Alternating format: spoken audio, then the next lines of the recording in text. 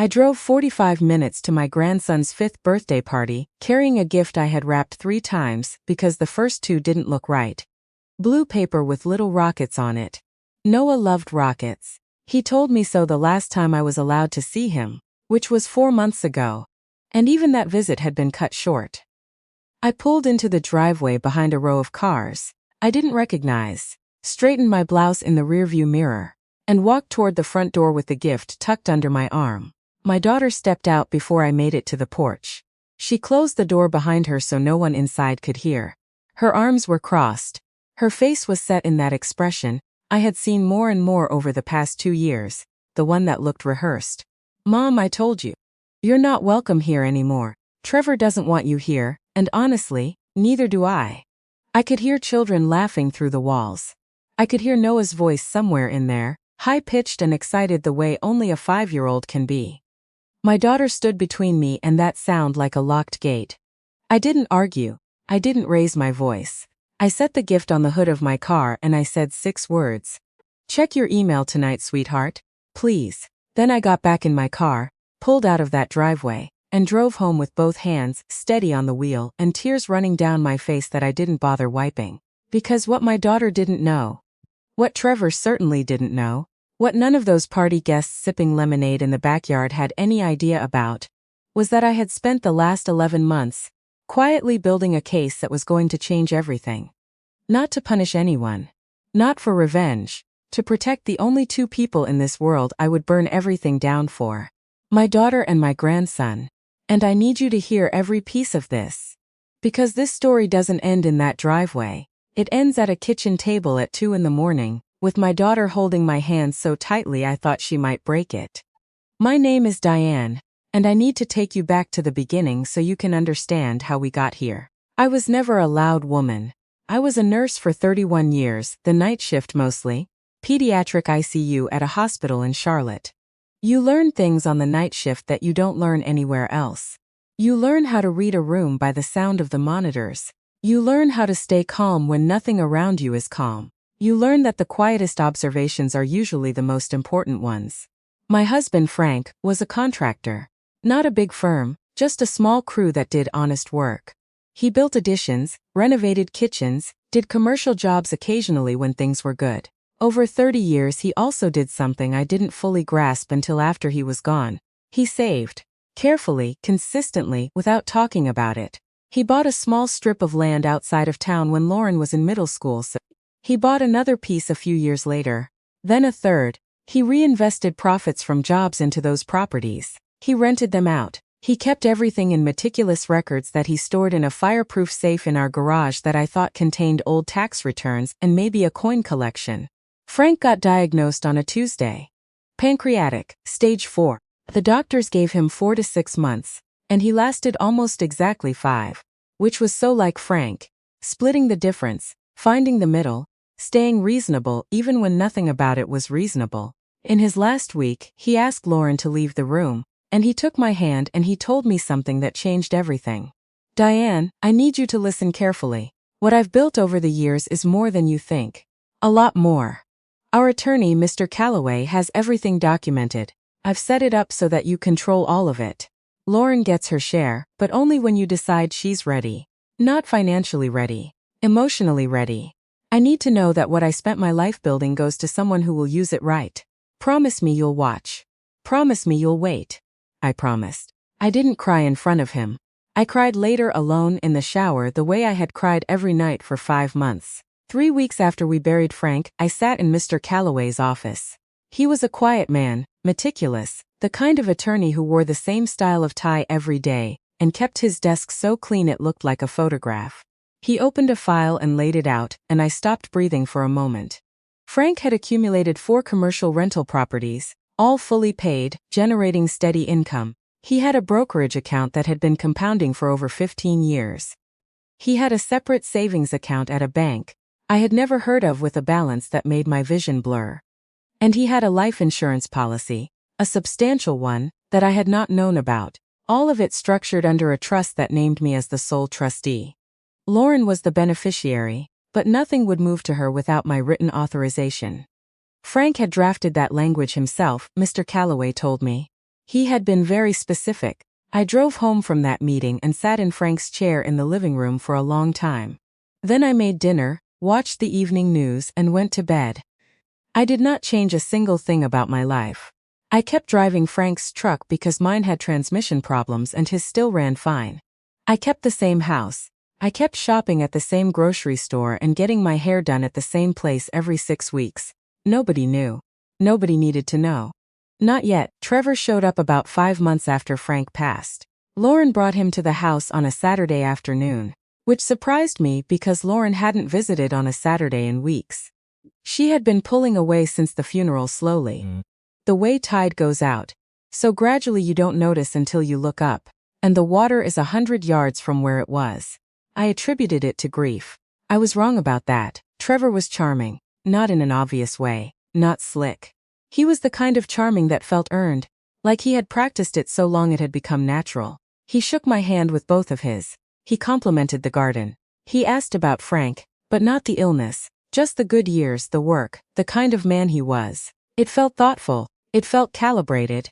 But here is what 31 years of night shifts in a pediatric ICU teaches you. It teaches you to watch what people do when they think you're not looking. Trevor didn't look at the family photos. Not once. In a home filled with 30 years of pictures, framed memories covering nearly every wall, he never glanced at a single one. What he did look at was the property. He stood at the kitchen window and commented on how much land was behind the fence. He mentioned, very casually, that the neighborhood had probably appreciated quite a bit over the years. He asked if I had considered what I wanted to do with the house long term, now that I was rattling around in it alone. Lauren laughed at that. Mom loves this house, Trevor. She'll never leave.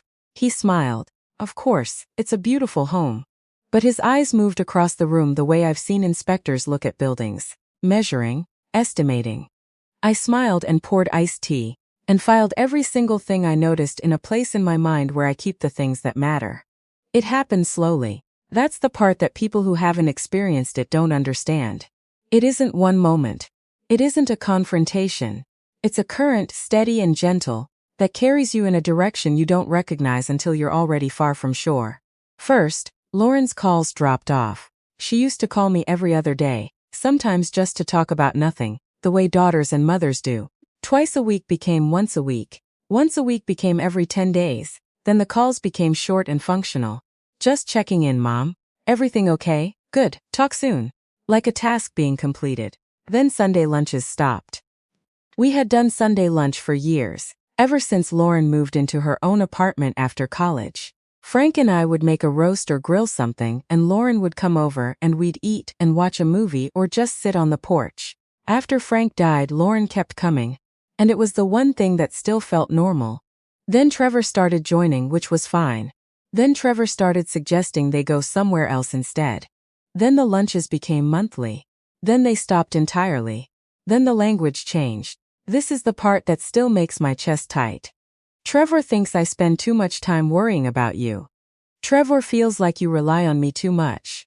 Trevor mentioned that maybe you need to develop your own life instead of depending on mine.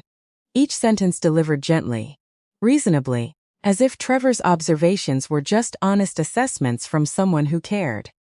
As if I, the woman who had worked full-time, raised a child, supported a husband through building a business from nothing, nursed patients through the worst nights of their lives, was somehow incapable of living independently. I recognized what was happening because I had seen it on the ward. I had seen families isolated from patients. I had seen one person slowly become the filter, through which all information, all access, all love had to pass. It has a name, several names actually, but the name doesn't matter as much as the feeling, which is like watching someone you love walk into fog, and knowing that if you call out, they'll just walk faster. The engagement happened quickly. Trevor proposed after 7 months of dating. Lauren called to tell me, and the call lasted 3 minutes. She sounded happy, but it was a happiness that had edges. Like she was performing it. I said congratulations. I said I was thrilled.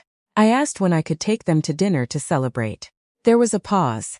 I'll check with Trevor and get back to you, Mom. She didn't get back to me. The visit came 2 months before the birthday party. Lauren and Trevor showed up on a weekday afternoon, which was unusual. Trevor was carrying a folder. They sat at my kitchen table, the same table where Lauren had done her homework in middle school, where Frank and I had eaten 10,000 meals, where I had been sitting alone every evening since he died. Trevor opened the folder. Inside were documents.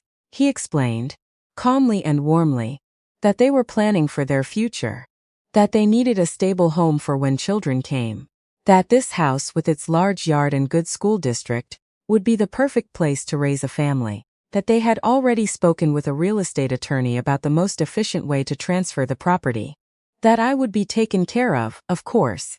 There were options. A nice apartment, an assisted living community he had researched, very highly rated. I looked at my daughter. She was sitting beside him with her hands in her lap staring at the table. She didn't look at me. "Lauren," I said, "is this what you want?" She glanced at Trevor. He gave her the smallest nod. So small that if I hadn't spent 31 years reading the micro-expressions of frightened parents and exhausted doctors, I would have missed it entirely. "It makes sense, Mom," she said. "It's the practical thing." I told them I needed time to think. I kept my voice even. I offered them coffee. I walked them to the door and hugged my daughter, and she was stiff in my arms in a way that felt like holding a stranger. When the door closed, I stood in the hallway for a full minute. Then I picked up the phone and called Mr. Calloway. What I did next I did carefully, legally, with documentation for every single step. Mr. Calloway connected me with a forensic accountant named Sandra Chen, who had done work for his firm before. Sandra was precise and thorough, the kind of person who spoke in complete sentences and never speculated beyond what the evidence showed. Over the following weeks, Sandra and I built a picture. And the picture was worse than I had expected. Trevor had no real employment history for the past 3 years. He had listed himself as a consultant on the lease applications Lauren had co-signed, but Sandra could find no evidence of clients, invoices, or reported income. What she did find were court records from another state. Trevor had been in a previous long-term relationship with a woman named Denise, 12 years older than him, who owned a home and a small business. That relationship had ended with a restraining order. Denise had filed a civil suit alleging financial exploitation. The suit was settled out of court with a non-disclosure agreement. There was more. In the 9 months since Trevor and Lauren had become serious, 3 credit cards had been opened in Lauren's name. The balances on all 3 were significant. The charges were not for household items. They were for things Lauren would never have bought. Electronics she didn't use, memberships she didn't attend, transfers to an account that Sandra traced to a separate bank where Trevor was the sole holder.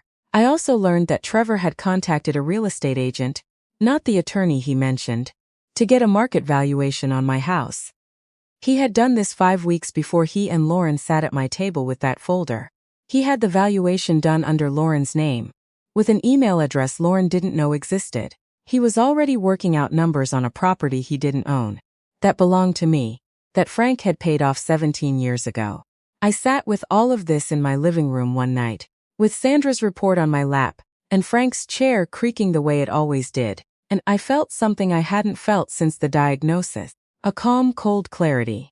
The kind you get in the ICU at 3 a.m. when a monitor starts alarming and there is no time for panic and no room for error.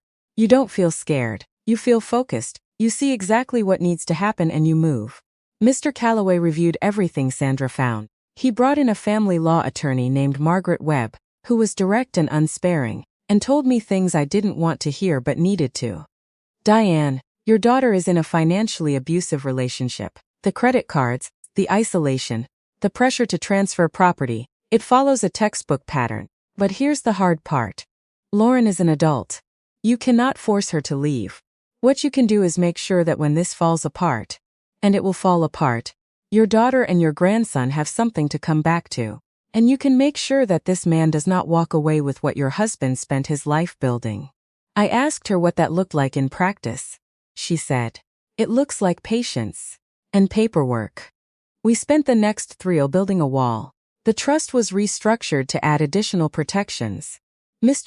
Calloway filed updated documents ensuring that no property or asset could be transferred, sold, or encumbered without my explicit written consent, notarized and witnessed. Sandra continued monitoring the credit activity, documenting every new charge, every transfer, Every account that Trevor opened using Lauren's information. Margaret prepared a legal brief that could be filed at a moment's notice if Trevor attempted to take formal action on the property. And I waited. Not passively, I called Lauren when she would answer. I sent Noah birthday cards and drawings of rockets. I texted my daughter every Sunday morning, "Love you, sweetheart. I'm here whenever you need me." Most of those texts went unanswered. A few got a thumbs up emoji. Once she wrote back, "Love you too, Mom." And I stared at those 4 words for a long time, looking for Lauren in them. Then the birthday party happened. And I drove there knowing I might not get through the door but needing to try because my grandson was turning 5. And that matters more than pride. What I sent to Lauren's email that evening at 7:42 p.m., after the cake had been cut and the guests had gone home, and Noah was probably already asleep in his rocket pajamas, was not a threat. It was not an ultimatum. It was a package of documents prepared by Mr. Calloway and Margaret Webb. It contained 4 things. First, a full accounting of Frank's estate, which Lauren had never been shown, the properties, the investments, the trust, all of it laid out clearly, with her name as the beneficiary, protected by terms that Trevor could never touch. Second, Sandra's forensic report showing every credit card opened in Lauren's name without her knowledge. Every dollar transferred to Trevor's private account. Every financial move he had made using her identity as a vehicle. Third, the court records from Trevor's previous relationship, the restraining order, the settlement, the pattern. And fourth, a letter from me, not a legal document, just a letter. I wrote it by hand and scanned it so she would see my handwriting. I wrote, "Lauren, I am not sending this to control you. I am not sending this to say I told you so. I am sending this because your father asked me to protect you, and this is me keeping that promise. Everything I have is yours. It has always been yours. But I will not let someone take it from you before you even know it exists. Please read everything, then call me if you want to. I will be awake." I was sitting in Frank's chair when my phone rang at 1:47 in the morning. "Lauren didn't say hello," she said. "Mom, are these real? The credit cards, are these real?" I said, "Yes, sweetheart." Sandra verified everyone. There was a silence that lasted so long I checked to make sure the call was still connected. Then she said, "He told me you were trying to control my life. He said you were manipulating me with money. He said Dad's estate was practically nothing and that you were living off of it selfishly, and that if I ever wanted Noah's to have a real future, I needed to distance myself from you." She was crying. Not the dramatic kind, the quiet kind. The kind that sounds like someone is trying to breathe through something heavy sitting on their chest. "He told me you called too much because you were codependent. He told me you were emotionally unstable after Dad died. He told me the Sunday lunches were your way of keeping me dependent. And I believed him, Mom. I believed every word because he said it so calmly. He never yelled. He never threatened. He just explained things in this voice that made everything sound so reasonable. Like he was helping me see clearly for the first time." I sat in that chair and I held the phone and I let her talk. I didn't interrupt. I didn't say I knew. I didn't say I had been watching this happen for 2 years. I just listened because that's what she needed. Not answers, not vindication. Just someone on the other end of the line who would hear her without an agenda. She drove to my house. It took her 38 minutes and she made it in 30 because she drove too fast, which I didn't scold her about. Not that night. She came through the front door and she stood in the hallway looking at me. And for a moment she was 14 again, coming home after a terrible day at school, not knowing what to do with the hurt. I opened my arms. She walked into them, and we stood there in that hallway under the photos Trevor never looked at for a long time. We sat at the kitchen table until almost 2:30 in the morning. She told me everything. How it started small. How Trevor had opinions about her friendships that seemed protective at first. How he suggested she didn't need to see certain people so often. How he managed the finances because he was better with money, he said. And how she handed over access to accounts and credit cards, because it seemed easier, and because she trusted him. And because when you love someone you don't expect them to use that trust as a tool. She told me about the house conversation. How Trevor had rehearsed it with her for 2 days, before they came to see me. How he had coached her on what to say and how to say it. How he had told her that this was the only way to secure Noah's future. How he had framed the entire thing as a gift they were giving me, a simpler life, fewer responsibilities, a chance to rest. I didn't see it, Mom, she said. I was inside it and I couldn't see it. I put my hand over hers. That's how it works, sweetheart. It doesn't feel like a cage. It feels like a house. You don't realize the doors are locked until you try to open one. She asked me when I first knew. I told her the truth. The first Saturday he came to this house, he never looked at the pictures on the wall. He looked at the square footage. She put her head down on the table and she cried harder. And I rubbed her back the way I did when she was small. And I said nothing because sometimes the most honest thing you can say is nothing at all. In the weeks that followed, things moved quickly but carefully. Lauren confronted Trevor. I was not present for that conversation, but she told me about it afterward. He denied everything at first. Then, when she showed him Sandra's report, the documented credit cards, the account transfers, his demeanor shifted. He became cold. He told her she was making a mistake.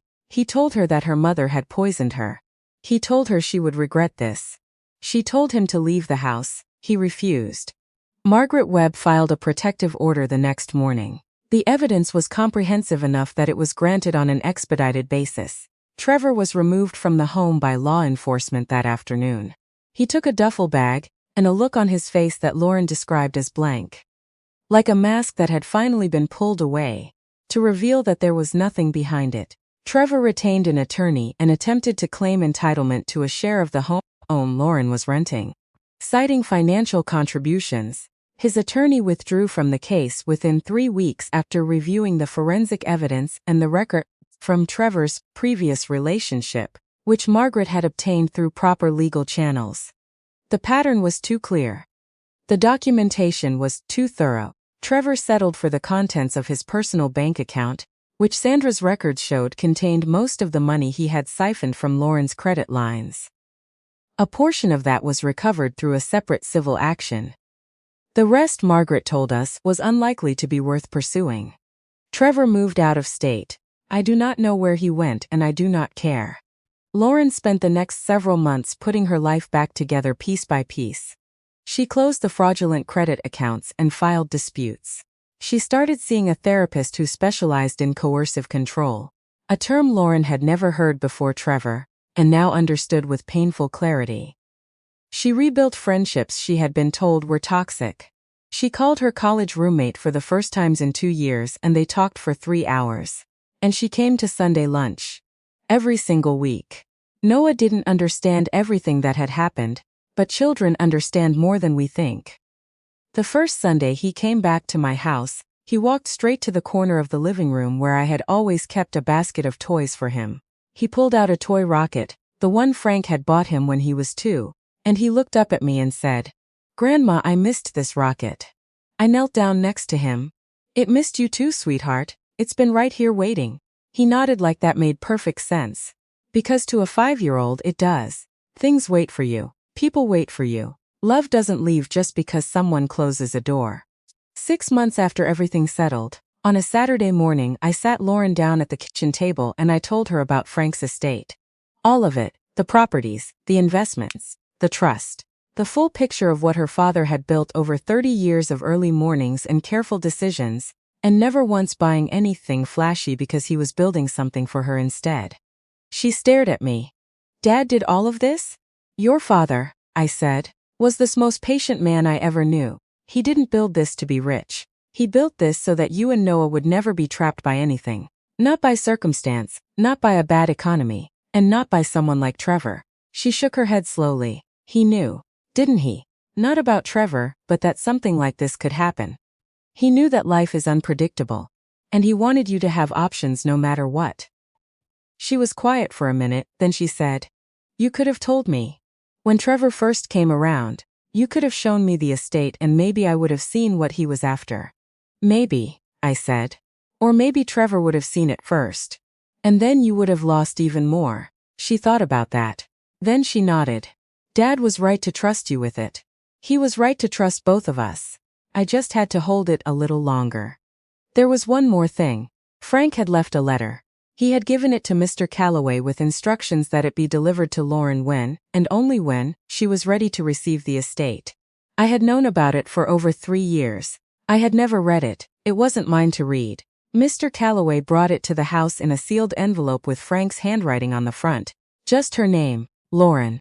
She opened it at the kitchen table. She read it silently, and when she looked up, her eyes were full and her jaw was tight, and she was holding that piece of paper like it was the most valuable thing she had ever touched.